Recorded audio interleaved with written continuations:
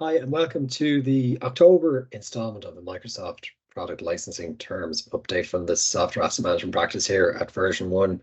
How's everybody doing today? Good, thank you. Yeah. Good, thanks, Carl. Great. So this month was two dumps of updates, I guess you could say. And I had a look at all things Azure at the start there. So a couple of updates to report. One is pretty straightforward. It's a good old Microsoft, a good old-fashioned Microsoft rebrand. So those of you who are familiar with Azure Active Directory, this service is now known as Microsoft Entra ID. So I think that's been signposted for quite some time now. And the Microsoft product terms have been updated to reflect the new naming convention. So if you're trying to find Azure Active Directory and you can't find it anymore, that is the reason why.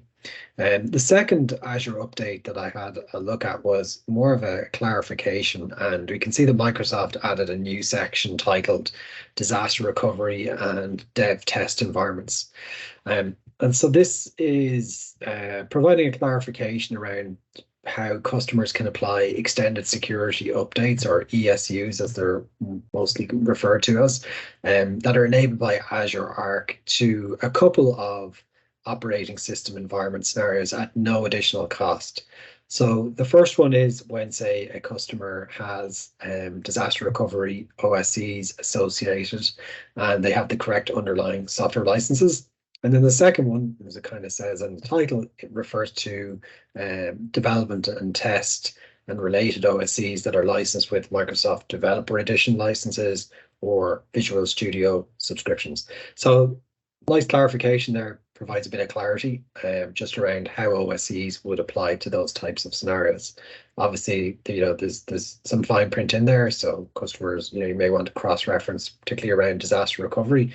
Do you actually, what type of disaster recovery rights do you have, and are the servers that are deployed in disaster recovery, do they conform with Microsoft's product use rights for disaster recovery, particularly around where customers have software assurance attached? I also had a chance this month to have a look at the announcements, or not the announcements, the product terms update associated with Office 365, Microsoft 365, and Teams.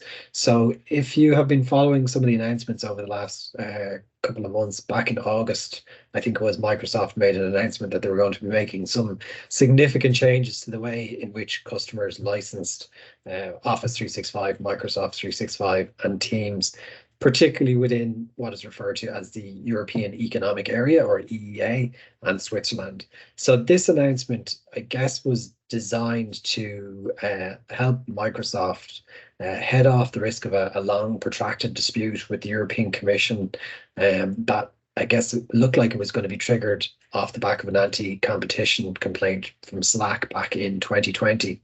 So as of the 1st of October this year, we're now seeing the impact of those changes trickle through into the Microsoft product terms.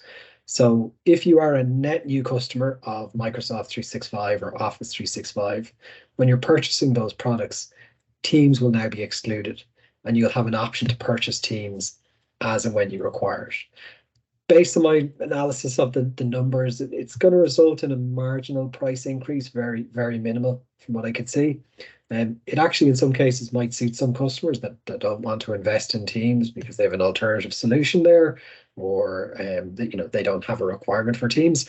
I guess in the vast majority of cases, due to the proliferation of Teams, it's going to be, the majority of customers are probably going to be buying that add-on license in the EEA and Switzerland. So you're probably asking yourself then, what happens if I already have one of the various different flavors of Office 365 or Microsoft 365 subscriptions that currently include Teams? Well, if you're one of those customers, you really just have to sit on your hands. You don't have to do anything. So if you're already using a subscription with Teams included, you can continue to use those subscriptions as normal. You can add to the number of licenses that you have, and you can basically just do, there's no real material change here. If for whatever reason, I don't know why, you might decide that on the renewal of those subscriptions, you want to renew into the new license excluded option, which has Teams available as an additional license, that option is available to you within the EEA and Switzerland. So an interesting one there to see Microsoft take some pretty quick action in terms of preventing the risk of as I said, a protracted dispute with the European Commission. So there were the three updates I looked at this month. William, anything interesting from your side? Yeah, well, as always, so there's the first one's the universal license term for online services, but specifically around the generative AI products. So this is the application of Microsoft's Copilot copyright commitment, which basically it extends their IP indemnification coverage to copyright claims relating to the use of AI-powered copilots, including the output they generate. So specifically for paid versions of Copilot and Bing Chat Enterprise, so nothing that sits under the free to consume options. But so essentially what Microsoft's saying is that they will cover claims made against customers that are using Microsoft Copilot for legitimate reasons within the terms of Microsoft's product terms, if anyone brings a claim against them.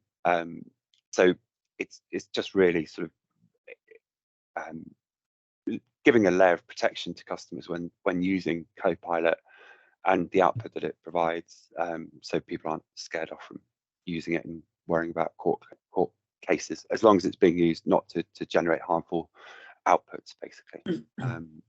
So we were discussing this. It's something that's been around for a while. The copyright commitment that Microsoft has in certain circumstances. So it's just an addition to that, really.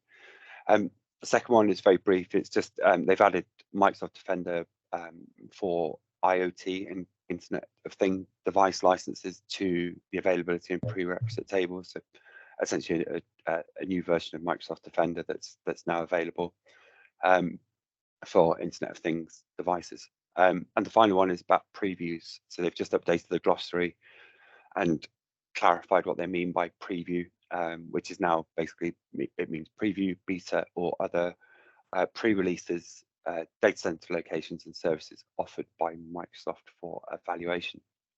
So it's just putting a bit of clarity around what preview means in their general marketing blurb. And the final thing is they've added new definitions under the glossary about generative AI products. And that's basically meaning that anything that is a Microsoft generative AI service is identified as Copilot as a catch-all term. And that's, yeah, those are the ones from me. How about you, Niamh?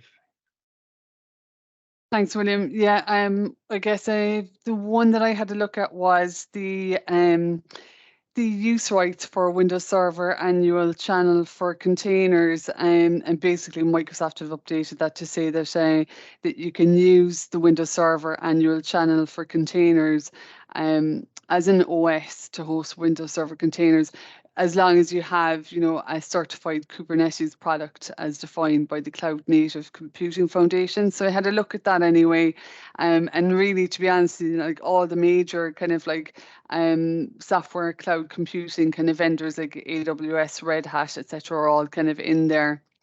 And I guess then the other thing that I had a look at was not exactly from the product terms, but in October, Microsoft released an updated multiplexing licensing brief. So I had a look through that and kind of compared it to the previous one, which came out in March 2021.